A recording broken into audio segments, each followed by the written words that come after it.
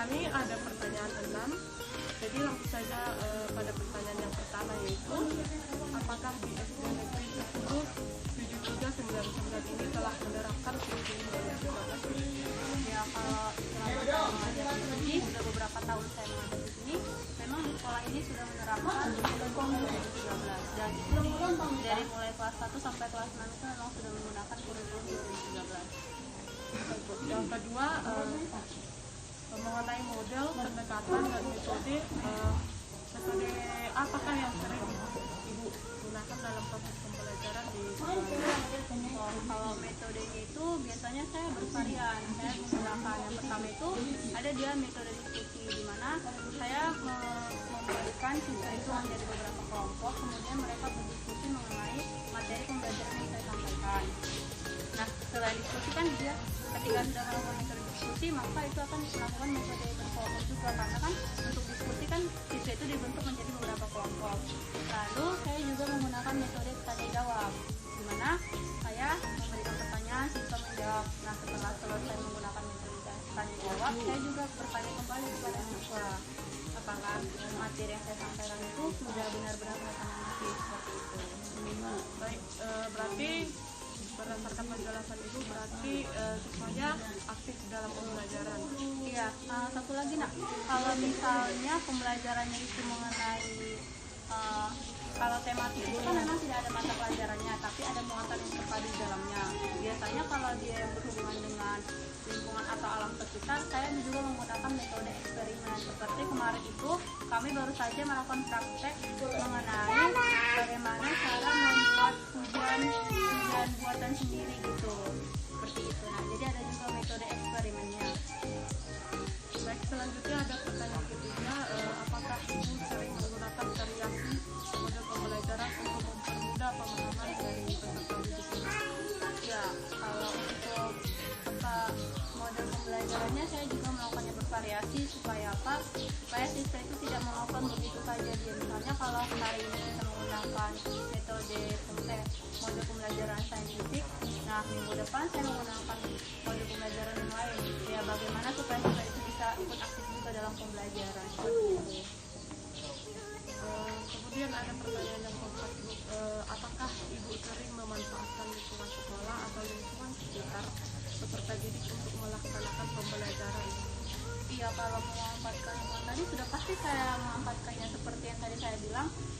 Ketika saya melakukan metode pembelajaran eksperimen itu kan berarti berkaitan dengan lingkungan. Jadi ya saya juga menggunakan apa-apa saja yang ada di lingkungan. Seperti juga kemarin itu kami melakukan eksperimen. Seperti juga kemarin itu kami ada melakukan suatu eksperimen di mana kami menanam beberapa biji kacang hijau, kami letakkan di dalam wadah kecil, kemudian kami bagi menjadi dua kelompok. Yang pertama, tumbuhan itu kami taruh di luar ruangan, di luar kelas yang terkena cahaya matahari. Lalu sebagiannya lagi kami taruh di dalam kelas. Nah, dengan melakukan eksperimen tersebut, kami menemukan bahwasanya tumbuhan yang di dalam ruangan ternyata lebih cepat tumbuh, lebih tinggi daripada yang terkena cahaya matahari, seperti itu. Jadi yang memanfaatkan lingkungan juga kan memanfaatkan cahaya matahari, begitu. Berdasarkan penjelasan yang disampaikan Ibu, bagaimana keefektifan peserta didik saat pembelajaran berlangsung, baik itu berkaitan dengan kemampuan peserta didik dalam mengajukan pertanyaan, berdiskusi, dan mencari informasi dari berbagai sumber. Nah, kalau yang saya alami sendiri bersama anak muridnya, mereka sangat efektif, apalagi jika melakukan suatu eksperimen itu kan mereka bertanya, setelah saya melakukan eksperimen mengenai tumbuhan tadi, mereka bertanya, ih Bu, kok bisa kayak gini, kenapa tumbuhan ini lebih tinggi gitu. Nah, apa yang menyebabkan? Jadi mereka itu makin merangsang mereka untuk bertanya kenapa ya, karena mereka sudah bertanya, saya menjelaskan, dan pasti mereka juga akan lebih mengerti lagi, seperti itu. Jadi mereka itu memang benar-benar sangat aktif dalam pembelajaran, apalagi mengenai metode eksperimen seperti itu. Terkait penjelasan Ibu, tadi ada pertanyaan yang keenam, yaitu bagaimana cara menciptakan suasana kelas yang kondusif supaya anak nyaman di kelas pembelajaran. Kalau saya pertama itu sebelum memulai suatu pembelajaran, saya membuat aturan bersama anak murid.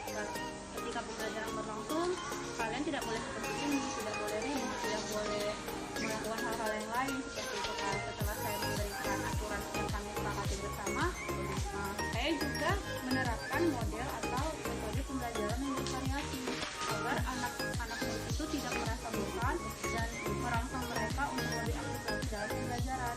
Selain itu, ya saya juga harus bersikap tegas. Misalnya ada murid yang kita katakanlah mereka kurang kondusif gitu kan, ya saya tegur, kamu tidak boleh seperti ini. Saya ingatkan lagi supaya mereka itu tidak melakukan hal-hal seperti itu dalam kelas. Selain itu, saya juga harus menjadi guru yang menyenangkan bagi mereka, karena ketika saya bisa menjadi seorang guru yang menyenangkan, mereka akan menyenangi saya dan pembelajaran saya akan disukai mereka.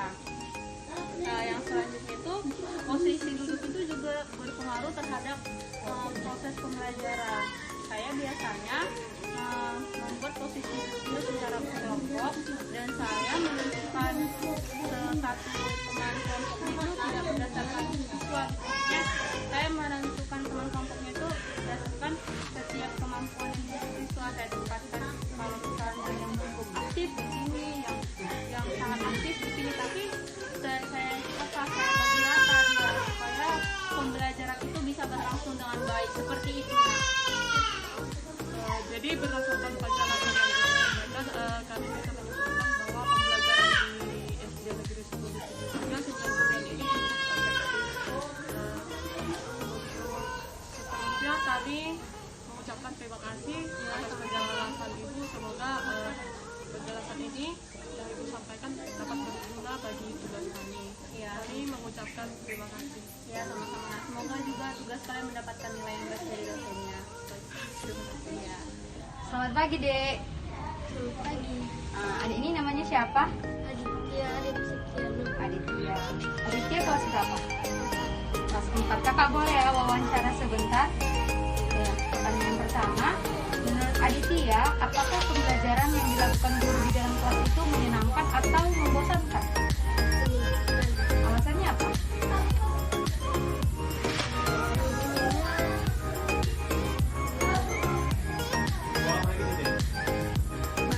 Gurunya baik. Lalu? Gurunya banyak. Gurunya marah-marah nggak kalau kenapa? Berarti menyenangkan ya. Yang kedua, menurut Aditya, apakah pembelajaran tematik itu membingungkan? Tidak membingungkan, berarti mudah dipahami. Lalu, menurut Aditya, apakah Aditya ini berani bertanya kepada gurunya ketika kurang paham pelajarannya? Berani, caranya seperti apa? Apa yang Aditya bilang ke gurunya kalau kurang paham?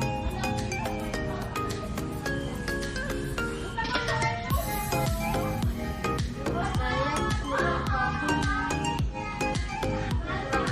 Jadi gurunya langsung diajari ulang gitu ya. Nah, lalu pada proses pembelajaran itu apakah gurunya itu pernah menghukum?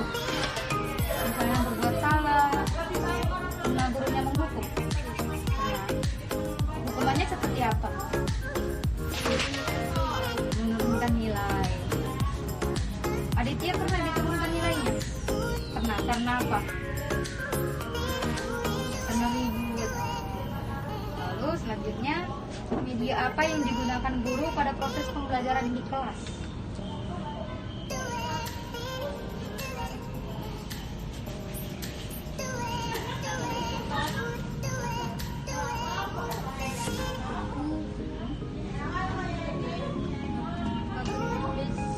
Ya, lalu ada nggak media gambarnya? Oh, berarti ada ya. Oke, terima kasih adik buat waktunya. Selamat pagi. Selamat pagi, Dek. Pagi. Apakah kakak boleh minta waktu sebentar untuk mewawancarai? Sebelumnya, nama adik ini siapa? Kalian yang menjalankan kelas 4. Baik. Menurut adik, apakah pembelajaran yang dilakukan guru di dalam kelas menyenangkan atau membosankan? Alasannya? Semuanya baik. Nah, selain itu, saya teman. Menurut adik, apakah pembelajaran tematik itu memicu dilakukan atau tidak? Apakah berani bertanya kepada guru ketika kurang paham?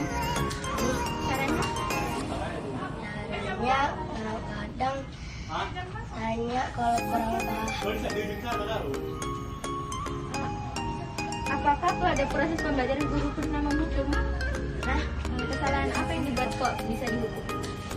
Karena tidak sekolah. Media apa yang digunakan guru pada proses pembelajaran? Telepon. Baik, terima kasih atas waktunya. Selamat pagi. Sebelumnya boleh perkenalan dulu. Nama saya Yos Morang, Noel. Oh iya, berarti nama anaknya Noel ya. Ya, Oke, jadi di sini Pak saya ingin mewawancarai Bapak terkait dengan pembelajaran anak Bapak yang sekarang ini di situasi pandemi dilakukan secara daring pastinya ya kan. ya. Oke, jadi saya ingin menyampaikan beberapa pertanyaan. Jadi yang pertama saya ingin menanyakan bagaimana sistem yang diterapkan dari sekolah, dari pihak sekolah terhadap pembelajaran siswa-siswa mereka, termasuk anak Bapak. Ya, sampai sekarang pihak sekolah membuat sistem pembelajaran itu anak didiknya dengan memberikan materi-materi pelajaran dan tugas-tugas sekolah melalui media sosial itu paling sering digunakan media WhatsApp, WA. Oh, WA ya Pak. Ya. Oke, jadi di situasi begini pembelajaran daring, apakah ada kesulitan yang Bapak rasakan dengan misalnya seperti mengajari anak Bapak begitu? Oh iya, tentu sangat memberatkan karena kita nggak biasa ya seperti yang dulu pihak sekolah atau guru langsung berinteraksi kepada murid. Namun sekarang kita jadi dibebankan dengan tugas yang baru yang pada dasarnya kita tidak terlalu memahami lingkungan pendidikan yang secara langsung mengajarkan materi yang disediakan oleh sekolah. Ya, yang pasti kita kan belum lah bisa dikatakan tidak semua materi pelajaran itu kita kuasai untuk kita sampaikan kepada anak, dan bahkan kita kadang kurang kesabaran dan kurang untuk memberikan waktu untuk anak-anak kesibukan kita bekerja dan lain-lain. Oke, jadi pertanyaan saya yang terakhir Pak, untuk mengatasi kesulitan-kesulitan yang Bapak sampaikan tadi, apakah ada solusi dari Bapak begitu? Kalau solusi saya rasa ya terpaksa ya gini. Yang awalnya kami berdua harus bekerja, salah satu kami harus bekerja untuk mengurus pendidikan anak ini gitu. Atau kalau kami harus bekerja berdua, ya kami harus melakukan pendidikan di luar, yaitu melalui les atau melalui guru yang didatangkan ke rumah gitu. Tapi jadi menambah pengeluaran juga untuk orang tua seperti saya ini. Oke, terima kasih Pak waktunya.